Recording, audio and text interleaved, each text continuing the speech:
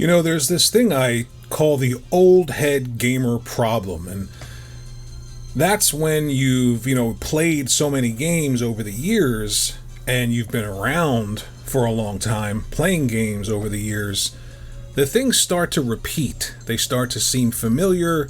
You start to see new mechanics in new games that you've seen a long time ago, and you think to yourself, well, that's not entirely new.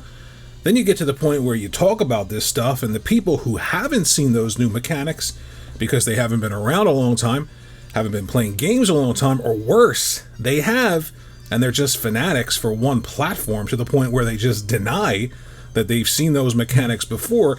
All that stuff pops up. So I wanted to talk about the old head gamer problem, and I want to focus on two new games that are probably going to either drive people crazy that I'm talking about them in this way, or you'll understand that I think those games are fantastic, but being an old head gamer, maybe you've spotted some things that I have in these two games. So the first one is Astrobot. Astrobot is a phenomenal game, takes PlayStation history, even though a lot of the bots in Astrobot are third-party games that PlayStation didn't create, they have no rights to, but they skewed towards PlayStation because people bought PlayStation 1s and 2s over everything else and played those games there first and identify those franchises with PlayStation, so fine.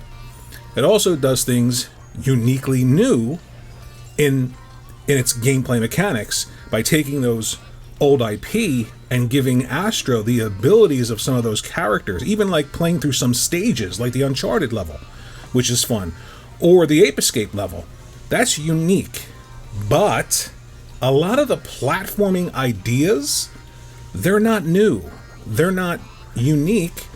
They've been done before. In fact, I did a video where I pointed that out. I showed level for level Astrobot and Mario Odyssey, the water level. So, am I upset that they did that? Of course not. What I'm upset is that I've seen it before. Because I'm old, and I'm not one of these people that is going to scream that I haven't seen it before because it's on PlayStation. What's disappointing is that the history of all these games is somehow forgotten because people just aren't interested in looking back. They only see what's happening right now. So a game like Astrobot comes out, you see people talking about the most creative game they've ever seen. The best gameplay mechanics that they've ever seen. How unique, how original. And I just think to myself, it sucks being old. Because a lot of that excitement kind of goes away because you've seen these things before. I'm not saying they didn't iterate. You can't iterate on an idea. Great game, play it. It does unique things all unto itself. But it borrows heavily from platformers in the past, especially Mario games. The second game is a game called Plucky Squire, which looks phenomenal. Listen to me. It looks amazing. I am going to get it. I'm going to play it. I'm sure there are original things done in the game. For instance, going from the 2D paper state to full 3D. However, you know where I'm going with this one if you're an old head gamer.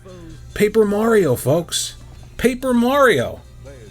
This isn't new entirely. These mechanics, if you're wowed by them, if you feel reinvigorated by them, because gaming has been sort of flat creatively, look back before you look forward.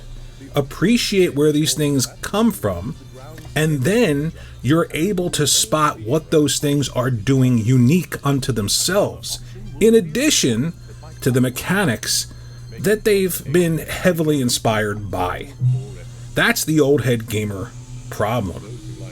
Are these games terrible because they borrowed mechanics from the past? Absolutely not. But as an old head gamer, it becomes increasingly difficult to be wowed by things. And that's a me problem. And if you're an old head gamer, you understand it. It's a you problem too. But I think it's important to recognize mechanics that you've seen before. Because if you can't do that, then how will you recognize the new mechanics? How will you recognize how they take those old ideas and incorporate them maybe in a few new ways? That's why it's important to recognize where things come from. Because if you can't, then you can't really say it's the most creative thing you've ever seen, because you've never really seen anything. And if you're old, you've seen a lot, and it's hard to be wowed, which is the problem. And the point of this video, the old head gamer problem. Let me know what you think in the comment section below. If you can stay up late enough to comment. Thanks for watching, and I'll see you in the next video.